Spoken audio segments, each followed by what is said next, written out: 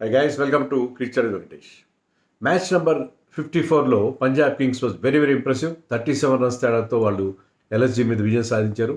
More importantly points టేబుల్లో ఇప్పుడు వాళ్ళకి 15 పాయింట్స్ ఉన్నాయి. ఇంకా 3 మ్యాచ్లు మిగిలి ఉన్నాయి. 15 పాయింట్స్తో కూడా వాళ్ళు ప్లే ఆఫ్స్కి వెళ్ళే అవకాశం ఉంది.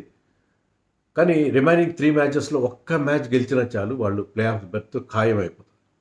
సో 11 ఏళ్ల లాంగ్ గ్యాప్ తర్వాత పంజాబ్ మళ్ళీ ప్లే ఆఫ్స్ దిశగా పరుగులు తీస్తుంది. ఎక్స్ట్రీమ్లీ ఇంప్రెసివ్ పర్ఫార్మెన్స్ ఈ మ్యాచ్లో ఆ టీం నుంచి.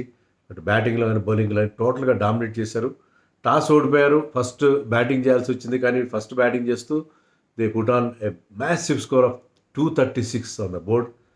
సెకండ్ హైయెస్ట్ స్కోర్ ఇన్ ధర్మశాలలో ఎవరు 200 చేంజ్ చేయలేదు గతంలో. 236 ఎప్పుడైతే బోర్డు మీద పెట్టారో అక్కడే వాళ్ళ విజయం దాదాపుగా ఖాయమైపోయింది. ముఖ్యంగా Prabh Singh played a wonderful innings. అతను ఆడిన ఇన్నింగ్స్ 91 రన్స్ చేశాడు అతను. ఈ ఐపీఎల్లో చాలామంది ప్లేయర్స్ 90స్లో అవుట్ అయ్యారు. చాలామంది మొన్న ఆయుష్ మాత్రమే చూసాం. చాలామంది 90స్లో అవుట్ అవడం అనేది కామన్ అయిపోయింది. కానీ మెయిన్ థింగ్ ఏంటంటే వాళ్ళు సెంచరీ కోసం చూడట్లేదు. చివరిలో వచ్చేసరికి వాళ్ళు క్విక్ రన్స్ కోసం వెళ్తున్నారు. దాంతో వాళ్ళు అవుట్ అయిపోవడం, లేకపోతే నాట్అవుట్గా నిలబడడం, మొత్తం మీద సెంచరీలు మిస్ అవుతున్నారు. But they are scoring big. ఇంకా ప్రభ్ సిమ్రన్ జస్ట్ 48 బాల్స్లో 7 సిక్సర్స్ 6 ఫోర్స్ కొట్టి మ్యాసివ్ స్కోర్ చేశాడు అతను. ఈ సీజన్లో చాలా ఇంప్రెసివ్గా ఉన్నాడు. అతన్ని రిటైన్ చేసుకున్నప్పుడు చాలామంది క్వశ్చన్ చేశారు, ప్రభ్ సిమ్రన్ సింగ్ ఎందుకు రిటైన్ చేసుకున్నారు వాళ్ళు.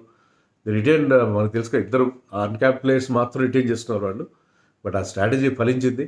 Even Shashank Singh batted well. Shashank Singh కూడా ఒక మంచి స్కోర్ చేశాడు. 33 of just 15 balls, 200+ strike rate, 210 strike rate. So వాళ్ళిద్దరూ ఆడిన తీరు, వాళ్ళిద్దరితో పాటు మిగతా కంట్రిబ్యూషన్స్ ఉన్నాయి. జాష్ ఇంగ్లీష్ 30, తర్వాత అయ్యర్ 45 వాళ్ళ క్యాప్టెన్ జస్ట్ 25 బాల్స్లో, వడేరా 16, స్టాయినస్ 15 రన్స్ చేశాడు జస్ట్ 5 బాల్స్లో. సో ప్రతి ఒక్కరూ కాంట్రిబ్యూట్ చేశారు. అందుకే ఆ మ్యాసివ్ స్కోర్ వాళ్ళకి రావడం అనేది పాసిబుల్ అయింది.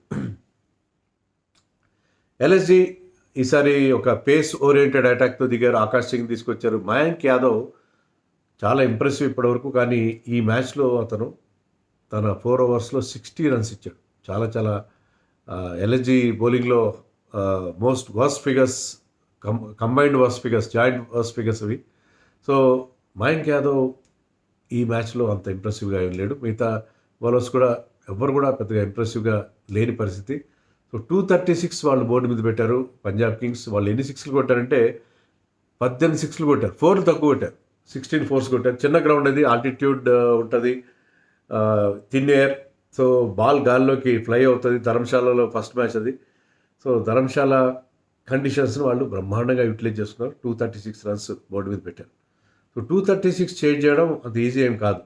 కానీ ఎల్ఎస్జీకి మనకు తెలుసు, నికోలస్ పూరన్ ఉన్నాడు, మార్ష్ ఉన్నాడు, మార్క్రమ్ ఉన్నాడు, ముగ్గురు ఫామ్లో ఉన్నారు. వాళ్ళకి అవకాశం ఉంది. పూరన్ ఫస్ట్ 6 మ్యాచెస్ బ్రహ్మాండంగా, తర్వాత కంటిన్యూస్గా ఫెయిల్ అవుతున్నాడు. ఇక్కడ కూడా ఫెయిల్ అయ్యాడు. జస్ట్ 6 రన్స్ మాత్రమే చేశాడు. More importantly Prabh Simran Singh catch అతను డ్రాప్ చేశాడు. 22 దగ్గర ప్రభ్ సిమ్రన్ 22 దగ్గర ఉన్నప్పుడు అంత ఈజీ క్యాచ్గా స్కైర్ అది. ఇక్కడ ఏంటంటే ఆ బాల్ కొద్దిగా స్వర్వ్ అవుతుంది. కరెక్ట్గా క్యాచ్లు పట్టుకోవడం చాలా కష్టం అని చెప్తున్నారు. ఎందుకంటే అక్కడ ఉన్న ప్రత్యేకమైన కండిషన్స్, హై ఆల్టిట్యూడ్లో క్యాచెస్ చాలా డ్రాప్ అవడం అనేది చాలా కామన్ మనకి ఆ ధర్మశాలలో. But Nicholas Pooran is an excellent fielder. అతను క్యాచ్ వదిలేసాడు, అది చాలా కాస్ట్లీగా పరిణమించింది. అలాగే బ్యాటింగ్లో కూడా ఫెయిల్ అయ్యాడు.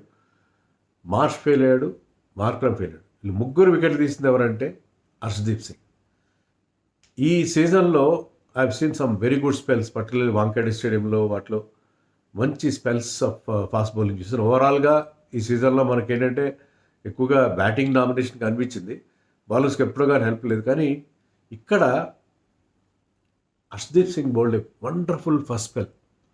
3 ఓవర్స్ వేసాడు. 3 ఓవర్స్లో నడ్డి విరిచేశాడు లక్నో సూపర్ జైంట్స్. ఎందుకంటే వాళ్ళ మెయిన్ బ్యాట్స్మెన్ ముగ్గురు foreign players, Markram, Pooran and Marsh, ముగ్గురిని అవుట్ చేశాడు.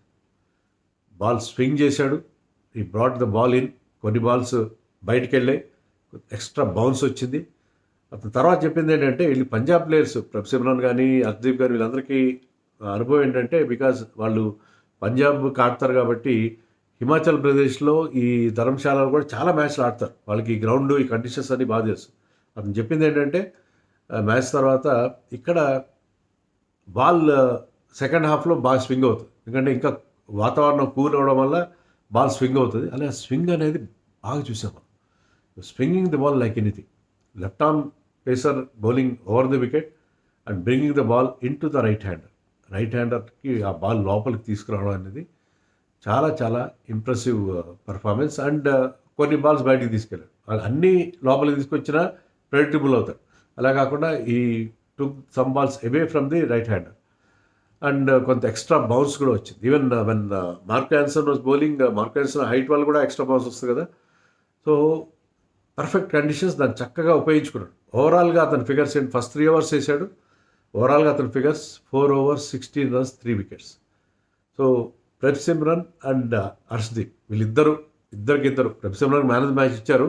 But Harshdeep was no way inferior. అతని పర్ఫార్మెన్స్ చాలా అద్భుతమైన బౌలింగ్. నాకేమనిపించిందంటే ఇంగ్లాండ్ టూర్ తీసుకెళ్ళాలి. ఎందుకంటే ఇలాంటి కూల్ కండిషన్స్లో బాల్ని స్వింగ్ చేసే ఎబిలిటీ ఉంది లెఫ్ట్ ఆర్మ్ పేసర్. ఇంగ్లాండ్లో టెస్ట్ సిరీస్లో అతనికి అవకాశం ఇవ్వాలి. అది డిఫరెంట్ ఫార్మాట్ కరెక్టే, కానీ బాల్ ఇంత బాగా స్వింగ్ చేయగల బౌలర్ మనకు ఉన్నప్పుడు, లెఫ్ట్ ఆర్మ్ పేసర్ ఉన్నప్పుడు you should make use of his talent అని నాకు అనిపించింది. సో హర్షదీప్ సింగ్ ఎప్పుడైతే ఆ 3 వికెట్లు టపటపా తీశాడో తర్వాత కూడా వికెట్లు పడ్డాయి. Rishabh Pant man out of form ఒక మంచి 6 కొట్టాడు. ఈసారి ఏమైనా మంచి ఇన్నింగ్స్ ఆడతాడేమో అనుకుంటే అతను కూడా 18 runs అవుట్ అయిపోయాడు. సో రిషబ్ పంత్ కూడా నిలబడలేదు. ఒక స్టేజ్లో దేవర్ రెడ్యూస్ టు 5 for 73. మిల్లర్ కూడా మరొక అవుట్ ఆఫ్ బ్యాట్స్మెన్ అతను కూడా అవుట్ అయ్యాడు. సో 5 for 73, 5 వికెట్లు 70 దగ్గరే పోయాయి. So chasing 237. ఆ స్టేజ్లో ఎలాంటి హోప్స్ ఉండవు కదా వాళ్ళకి.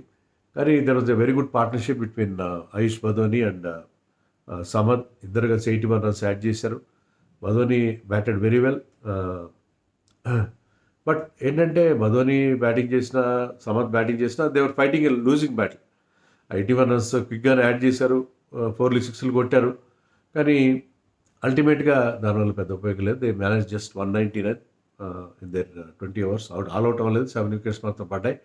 బట్ 37 runsతో ఈ మ్యాచ్లో బ్రహ్మాండంగా గెలిచేసింది Punjab Kings. So Punjab Kings ఈ సీజన్లో చాలా ఇంప్రెసివ్.